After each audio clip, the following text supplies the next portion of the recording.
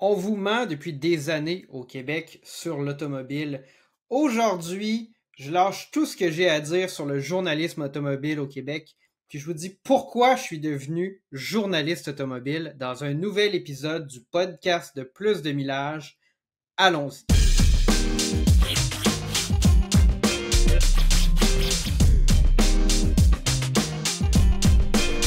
Le titre de la vidéo est très évocateur.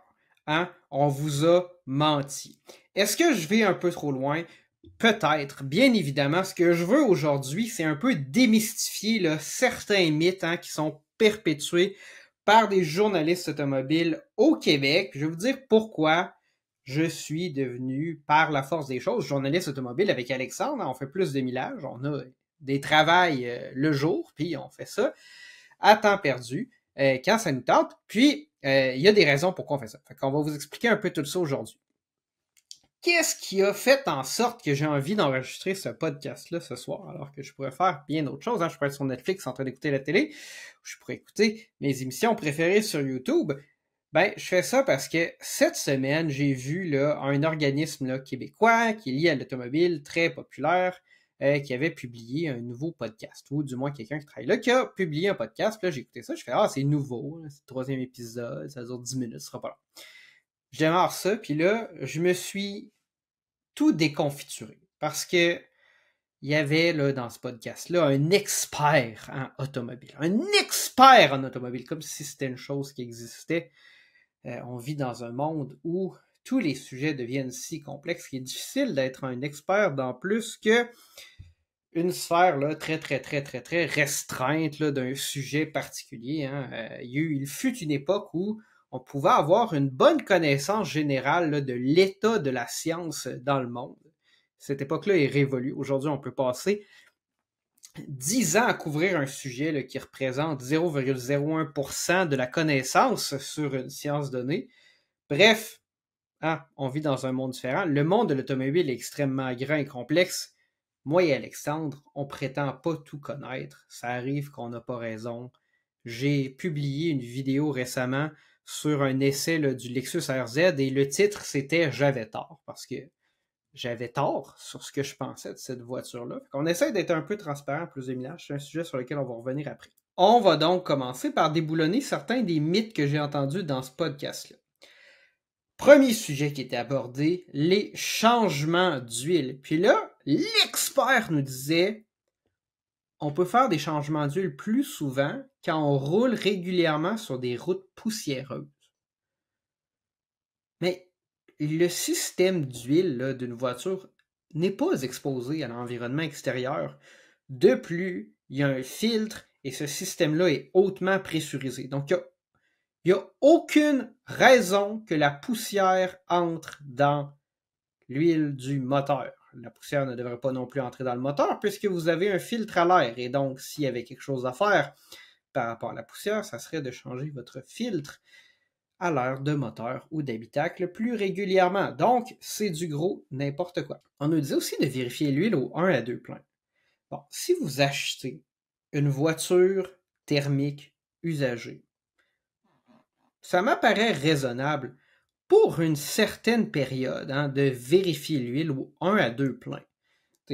On a toutes là, des blagues en tête. Un Subaru, tu mets de l'huile, tu checkes le gaz. Non, on rit un peu là, mais au début, là, si c'est un véhicule que vous connaissez pas, bien sûr que c'est une bonne pratique. Si c'est une nouvelle voiture, ok, ça peut valoir la peine peut-être de faire ça. Mais à partir du moment où vous connaissez votre véhicule, vérifier une fois à mi-chemin là, dans le changement d'huile, c'est bien suffisant. Je ne m'attends pas à ce que vous regardiez, à moins que vous ayez un véhicule là, très âgé ou très capricieux, ou une voiture là, qui est sujette là, de par son ingénierie, son moteur, son âge, à avoir une consommation d'huile plus élevée. Oui, vous pouvez le vérifier. Mais si vous faites ça, c'est probablement, si vous avez besoin de faire ça, c'est probablement parce que vous avez besoin de mettre de l'huile régulièrement dans votre voiture. Dans ce cas-là, oui, ça fait du sens. Mais si vous achetez une voiture neuve thermique, si vous avez une voiture récente, outre que d'apprendre le comportement de votre voiture, là, je veux dire, elle ne va pas se mettre instantanément à consommer de l'huile. Et si ça arrive, ben, vous n'allez peut-être pas le voir à temps, mais il y a dans votre voiture une petite lumière à l'huile qui va allumer. Si ça arrive, ça veut dire que le niveau d'huile est très bas. Là. Ça peut vouloir dire, par exemple, qu'il reste 1 litre d'huile sur 4. Vous arrêtez le plus rapidement possible. Vous rajoutez de l'huile, vous allez au garage, voyez ce qu'il y a à faire.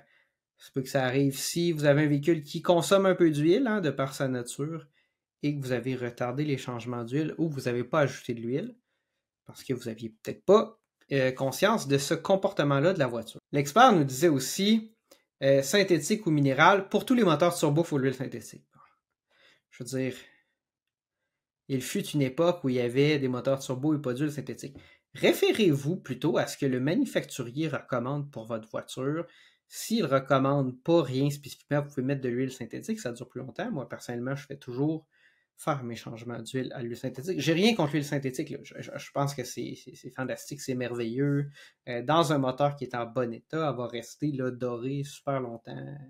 Mon RAV4, là, je fais le changement d'huile aux 16 000 km. L'huile est top notch.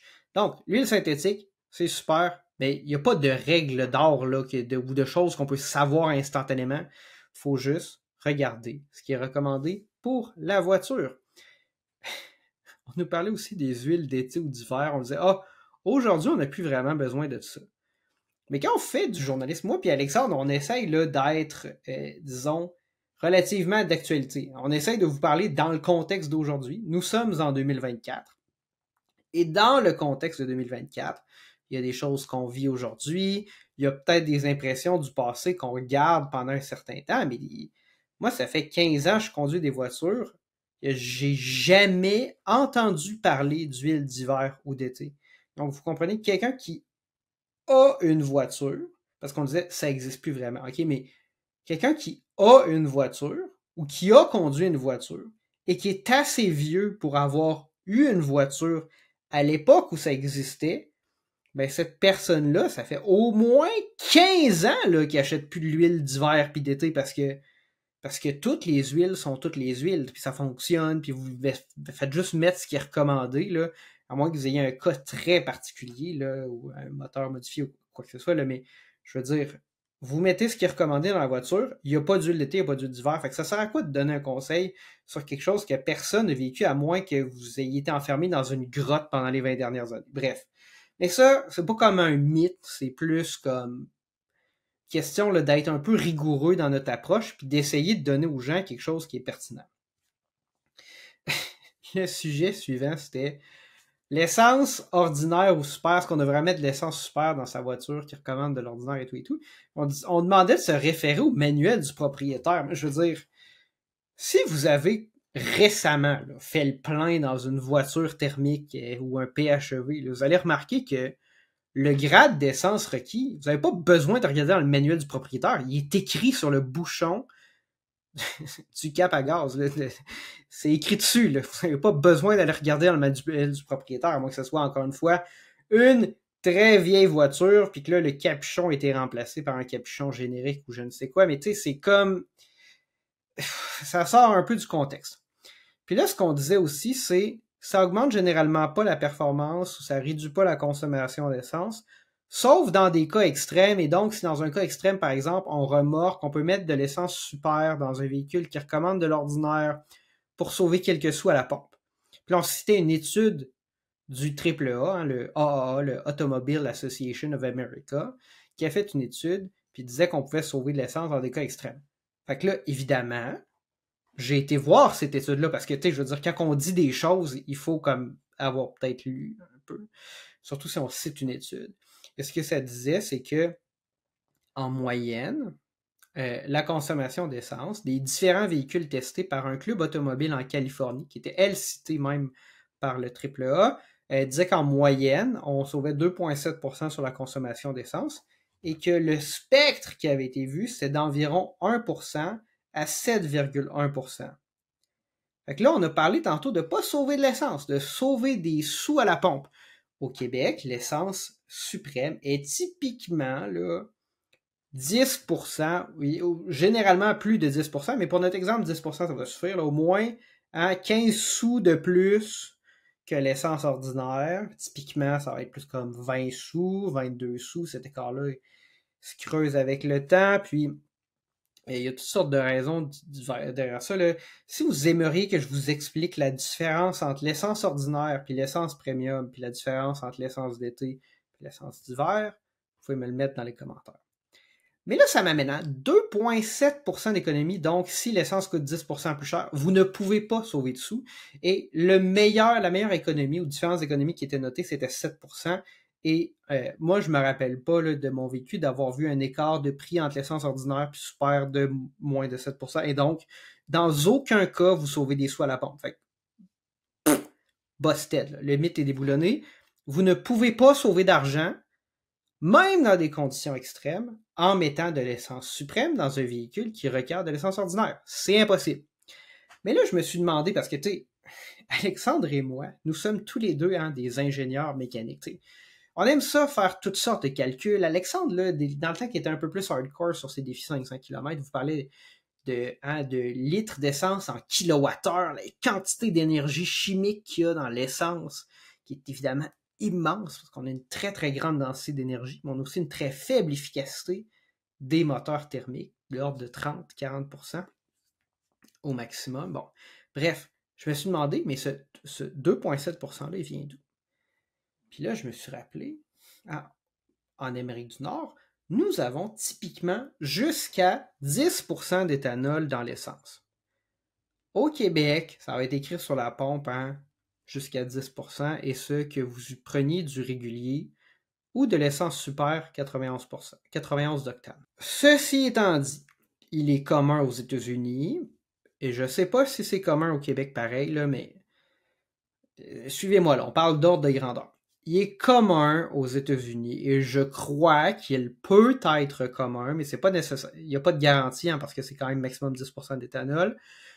Il peut arriver que l'essence premium n'ait pas de contenu d'éthanol.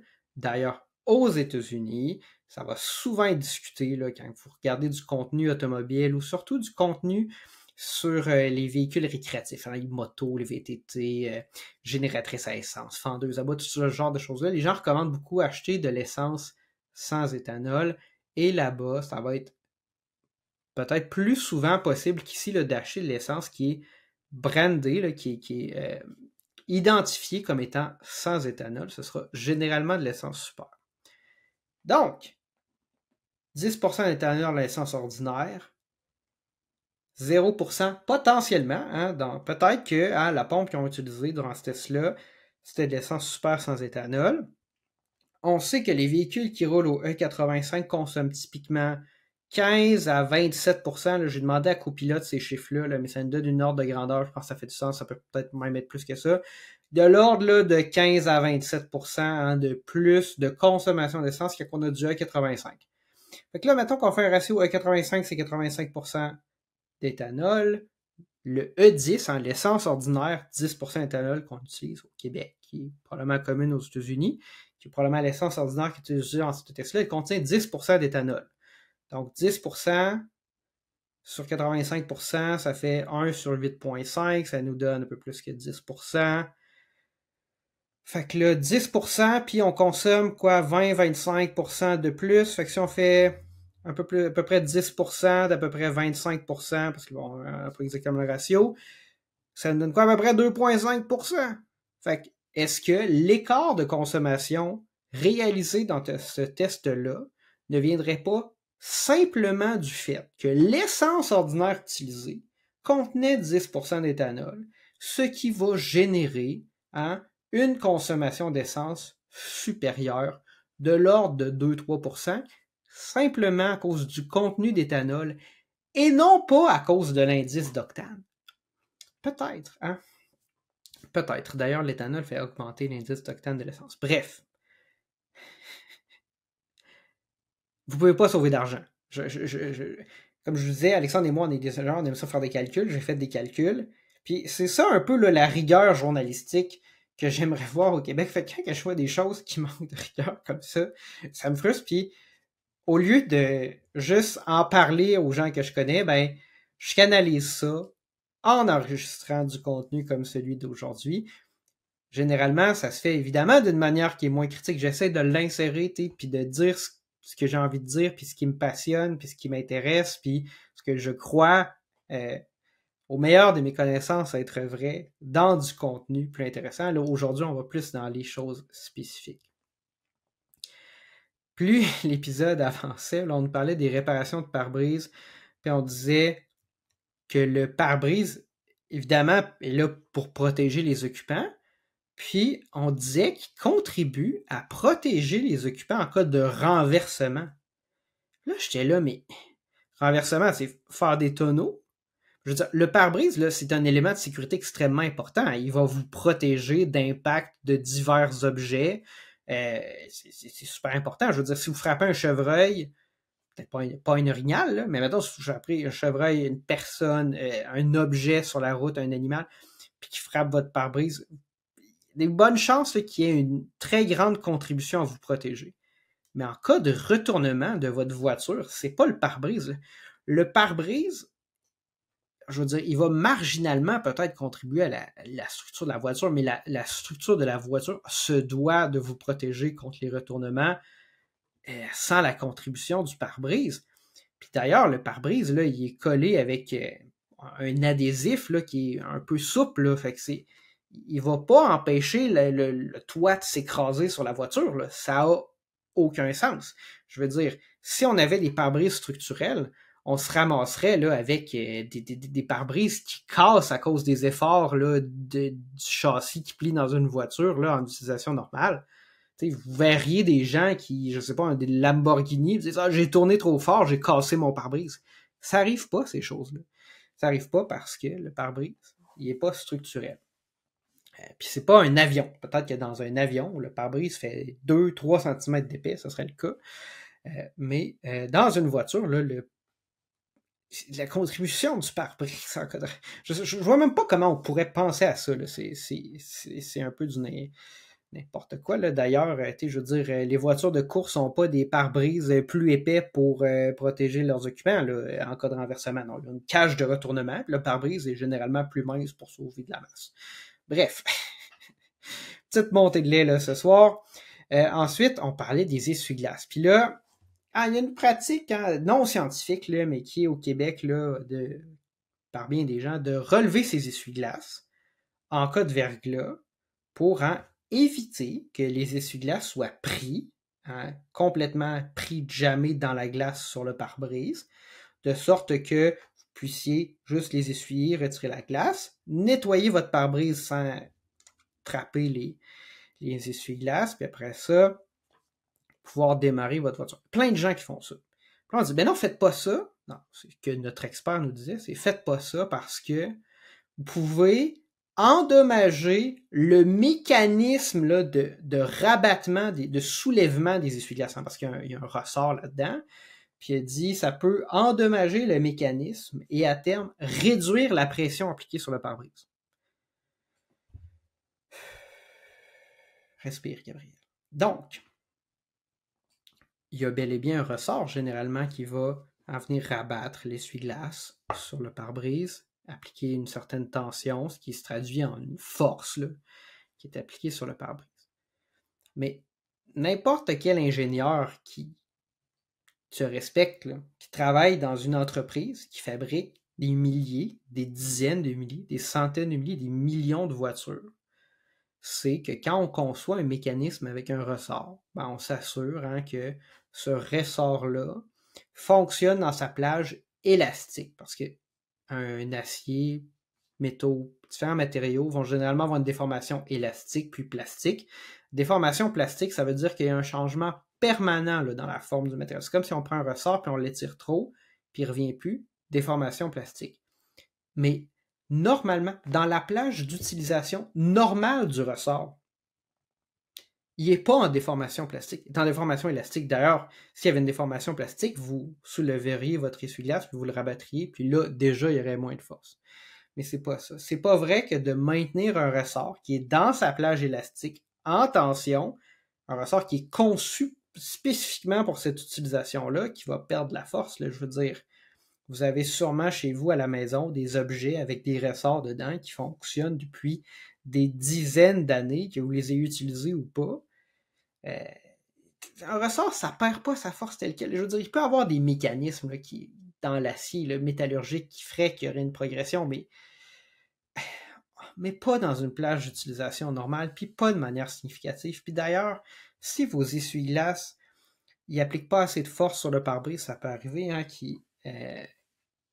que vous vous rendez compte de ça, qu'il y a comme un espace là, dans le centre, par exemple, de la zone de balaiement de l'essuie-glace. Mais la solution, c'est pas de changer le ressort, c'est de venir légèrement plier le bras un peu plus, l'appuyer vers le pare-brise pour appliquer plus de pression. Ça se peut, par exemple, que en le manipulant, vous l'ayez là, plié, parce que ce bras-là, lui, il va rapidement entrer en déformation plastique. Bref. On disait de ne pas faire ça. Moi, je vous dis, si vous préférez faire ça, faites-le, parce que vous n'allez pas endommager vos ressorts. On nous disait aussi, en cas de vent, l'essuie-glace pourrait retomber sur le pare-brise et fissurer le pare-brise. Premièrement, on vient de nous dire là, que ce pare-brise-là était structurel et vous protégeait contre le renversement de votre voiture. Fait que je doute que le rabattement d'une essuie-glace en caoutchouc le brise. Mais de toute façon, je veux dire, entre toutes les manipulations manuelles qu'on va faire pour essayer de sortir l'essuie-glace de la glace si on l'a laissé sur le pare-brise, versus le problème potentiel hypothétique. Personnellement, j'ai jamais vu ça, là, le vent qui renversait un essuie-glace de toute façon, là, de renverser votre... Come on. Ça... Si vous voulez soulever vos essuie-glaces, faites-le. Si vous avez peur que ça brise votre auto, faites-le pas. Mais je trouve qu'au Québec, on a des journalistes qui souvent vont vous parler de problèmes théoriques. C'est comme en théorie ça va arriver. C'est comme quand on vous dit laissez pas trop peu d'essence dans votre voiture l'hiver parce que ça se pourrait qu'elle gèle. Je veux dire, on a souvent entendu ça. Là ça d'ailleurs, ça vient pas du podcast que je vous parle, là, mais... Fait que moi, ma question, c'est toujours à qui c'est arrivé? Est-ce que vous pouvez nommer une personne ou quelqu'un que vous connaissez connaît à qui c'est arrivé? Si vous ne pouvez pas faire ça, ben probablement que ça n'existe pas. Vous comprenez? C'est des problèmes théoriques. À plus de millage, on essaye de rester dans le concret. Fait que ça, bon. Personnellement, si vous voulez préserver votre pare-brise, la recommandation que je vous ferais, ce serait si vous avez un système qui sont typiquement appelés essuie-glace chauffant. Généralement, c'est en fait là, un filament chauffant dans le bas du pare-brise. Pour l'avoir vécu personnellement, c'est pas quelqu'un que je connais qui connaît quelqu'un, c'est pas un problème théorique. Moi, ça m'est arrivé que j'ai un pare-brise qui a fissuré à un moment donné. Puis il n'a même pas fissuré, parce qu'on a généralement une couche de verre, une couche de plastique, puis une couche de verre. Là. C'est comme ça que les pare-brises en verre renforcé sont faites. Il y avait une fissure, en fait, là, qui était dans la paroi de verre intérieure de mon pare-brise, alors qu'il n'y avait pas de fissure dans la paroi extérieure de verre, donc ça ne pouvait pas venir d'un impact. Cette fissure-là originait dans la zone du filament chauffant, puis mon pare-brise avait craqué là, sur une bonne longueur à cause de ça. Puis là, ça c'est un problème théorique, la zone plus chaude versus les zones plus froides du pare-brise, ça pourrait créer des contraintes thermiques, parce qu'il y a à un certain endroit de la dilatation thermique qui disparaît dans le pare-brise. Fait que là, on a du verre qui pousse sur du verre, qui bouge pas tout en même temps. Ben là, ça peut causer des fissures. Ça, c'est un vrai problème, là. Puis je veux dire, c'est pas théorique, là. Ça arrive à des gens, ça m'est arrivé. Ben, évitez d'utiliser cette fonctionnalité-là. Puis les chances, d'après moi, que vous réduisiez vos risques de bris de pare-brise versus soulever vos essuie-glaces en cas de verglas sont exponentiellement plus grandes. Ça fait beaucoup de choses, Beaucoup de mythes à déboulonner aujourd'hui. Puis le dernier dont je vais vous parler, c'en est pas un que j'ai entendu dans ce podcast-là spécifiquement, mais c'est quelque chose que beaucoup de gens que je connais personnellement m'ont soulevé. Je pense que c'est quelque chose qui se dit beaucoup. Puis c'est au niveau des véhicules hybrides branchables, PHEV, les gens disent « je veux pas deux technologies ». J'en ai beaucoup vu d'ailleurs dans les commentaires de nos vidéos, « je veux pas deux technologies qui brisent ». Puis je veux dire, en surface, cet argument-là, il semble faire du sens. On a deux fois plus entre guillemets, là, de technologie, et donc 2 fois plus de chances que ça brise. Moi, je pense qu'il faut voir ça différemment. Il faut voir on va additionner les risques, mais il faut d'abord voir chaque système, parce que ça va être différent dans chaque voiture PHEV. Est-ce que le système de motorisation thermique, c'est un système hein, qui est reconnu relativement fiable pour cette voiture-là? Est-ce que cette mécanique-là, elle est connue, elle est éprouvée? Et donc, c'est quoi son niveau de fiabilité? Puis après ça, la mécanique électrique, bien évidemment, il y a des voitures électriques qui ont été produites il y a une dizaine d'années, qui aujourd'hui arrivent au terme de la vie de leur batterie. Les technologies de batterie ont cru de manière incroyable dans les 10 dernières années. Hein. Je veux dire, le niveau de raffinement qu'on a dans ces produits-là est immense. Et on s'attend à ce que le niveau de fiabilité soit plus élevé. D'ailleurs, les Tesla Model 3, batterie LFP, ce qu'on voit, c'est quoi? 1 point quelques % de dégradation de la capacité de la batterie après 100 quelques mille kilomètres. C'est vraiment incroyable. Fait que les technologies de batterie ont progressé. Et donc, sauf exception, on peut s'attendre aujourd'hui à ce que les batteries qui sont installées dans les voitures électriques et PHEV soient relativement fiables. Et donc, il faut prendre ces deux technologies-là puis les comparer à une référence. Fait que mettons un moteur thermique. Est-ce que ce moteur thermique-là qu'il y a dans votre voiture, disons Chrysler Pacifica, c'est le V6 Pentastar 3.6 litres. Ça fait 15 ans que Chrysler fait ce moteur-là. Ça fait 15 ans qu'on entend dire que c'est un moteur qui a des problèmes de fiabilité. Hein. Je veux dire, on n'entend plus parler de ça là, en général, là, des têtes de moteur à changer sur des moteurs. Mais sur un 3.6 Pentastar, ça arrive. Et donc, est-ce que c'est une voiture fiable? Ben déjà, on regarde juste la motorisation thermique. On se dit la Pacifica. Par expérience, parce que si on compare à la fiabilité des technologies qui sont utilisées dans cette voiture-là spécifiquement, c'est probablement pas une voiture fiable. Mais si on prend un Mitsubishi Outlander PHEV, ben là, c'est un moteur, c'est le World Engine que Mitsubishi avait développé en collaboration avec Chrysler il y a 20 ans. Puis bien que ce soit pas un moteur qui a rien d'exceptionnel, sa consommation, son efficacité d'ailleurs, n'est pas très très très bonne. En fait, c'est plutôt mauvais. Là. Si Mitsubishi avait utilisé le 2.5 litres Nissan 4 cylindres qui équipe les Outlander thermiques, il y aurait eu une meilleure consommation d'essence en mode hybride. S'il avait été vers le 1.5 turbo que Nissan déploie aussi dans le Nissan Rogue, ça aurait été encore mieux. Mais donc, disons, dans un Outlander, on assume que la technologie électrique est relativement fiable. Ça fait 11 ans qu'ils font ça. On n'entend pas trop parler de problème. Motorisation thermique, c'est un moteur qui, bien qu'il n'y a rien de spécial, est reconnu comme étant relativement fiable, qui évolue au fil du temps. Et donc, on additionne deux technologies fiables ensemble. On a un véhicule qui est probablement plus fiable qu'un véhicule, par exemple, comme un Chrysler, qui aurait un moteur 3.6 Pentastar sans même avoir la dimension électrique. C'est comme ça qu'il faut regarder ça. Puis là, je vais aller encore plus loin. Toyota RAV4 Prime. Le RAV4 Prime a le 2.5 aspiration naturelle là, que Toyota met dans toutes ses voitures hybrides. C'est un moteur où Toyota, par l'hybridation de ce moteur-là, c'est vrai aussi pour le RAV4 hybride, pas seulement pour le RAV4 Prime, ils ont choisi, en fait, comme il y avait la disponibilité là, d'un apport en courant, en électricité supplémentaire, de rendre tous les accessoires moteurs, en fait, électriques. Donc, le compresseur d'air climatisé est électrique, la pompe à liquide de refroidissement est électrique. L'ensemble là, des composantes qui typiquement sont entraînées par une courroie ne sont pas entraînées par une courroie, sont électriques dans cette voiture-là. Donc, par l'hybridation, ce que le RAV4 non hybride ou non prime n'a pas, on a augmenté la fiabilité de ce système-là. Puis en plus, Toyota utilise une eCVT. Donc ça, là, c'est une motorisation. CVT, on pense généralement à une courroie ou une chaîne entre deux poulies dont le diamètre est variable, mais Toyota ne fait pas ça. En fait, ils ont choisi un système avec un système d'entraînement planétaire, puis il y a deux moteurs.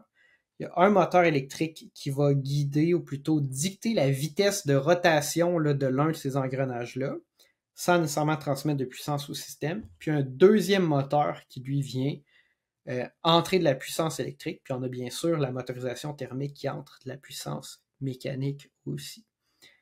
Ce système-là, il comprend quelques pièces mobiles, là, Puis c'est vraiment compliqué de comprendre comment ça marche parce qu'il y a comme 7 cas d'utilisation possibles. On peut être juste sur l'électrique, juste sur le thermique. Après ça, on peut être en avancé ou reculé. Il n'y a pas d'engagement, désengagement d'engrenage. C'est tous les mêmes engrenages. On peut avoir l'engrenage extérieur qui roule plus vite que le centre, l'engrenage interne, ou à la même vitesse, ou qui vire même dans l'autre sens. Ça nous crée une infinité de rapports de transmission. Ça semble extrêmement complexe quand on en parle, mais quand on regarde ça mécaniquement, il y a tellement pas beaucoup de pièces. Je veux dire, c'est difficile d'imaginer un mécanisme par lequel cette transmission-là pourrait avoir des problèmes.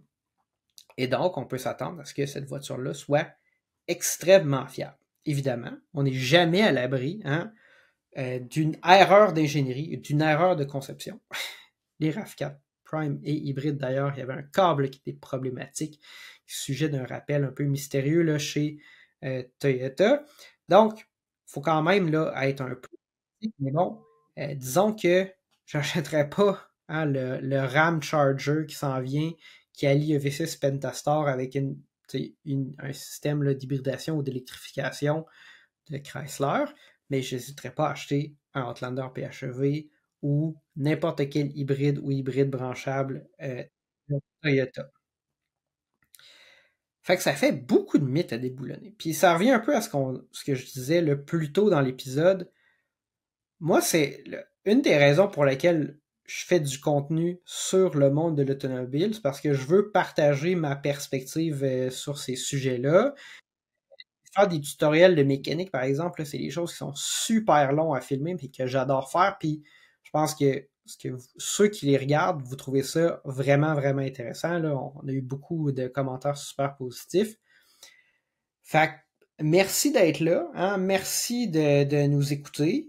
Merci aussi de nous le dire quand on n'a pas raison, parce que ça arrive. Là. Récemment, je suis allé au Salon des véhicules électriques. J'ai fait un commentaire désobligeant sur le type de personne qui achèterait un Charger Daytona. Ben, je me le fais dire, puis vous aviez probablement raison. Fait que ça va être quoi la solution à ça? Ben, ça serait d'essayer un Charger Daytona. Il n'y en a pas malheureusement actuellement dans la flotte des véhicules de presse de Stellantis, mais si vous en avez un, si vous travaillez dans une concession puis vous aimeriez me le prêter pour quelques heures, le temps de filmer un essai routier, ça va me faire plaisir de venir encore une fois challenger les peut-être fausses idées ou mauvaises conceptions que j'ai. Puis c'est un peu ça, j'essaie de sortir de ma zone de confort, de faire des choses qu'on n'est pas habitué de faire. Vous nous avez vu faire des vlogs récemment qui ont une popularité incroyable. C'était pas un format avec lequel on était super familier au début. Fait qu'on veut continuer de faire ça, continuer de se challenger, continuer de produire du contenu, puis continuer de vous amener de l'information le plus factuelle possible au meilleur de nos connaissances. C'est Gabriel pour Plus de Millage. Si vous avez aimé le long podcast d'aujourd'hui, mettez un petit like, abonnez-vous à la chaîne, puis si vous voulez contribuer à Plus de Millage, voir plus de contenu, vous pouvez même cliquer sur se joindre, devenir membre, puis voir des vidéos comme celle-ci quelques jours avant le grand public.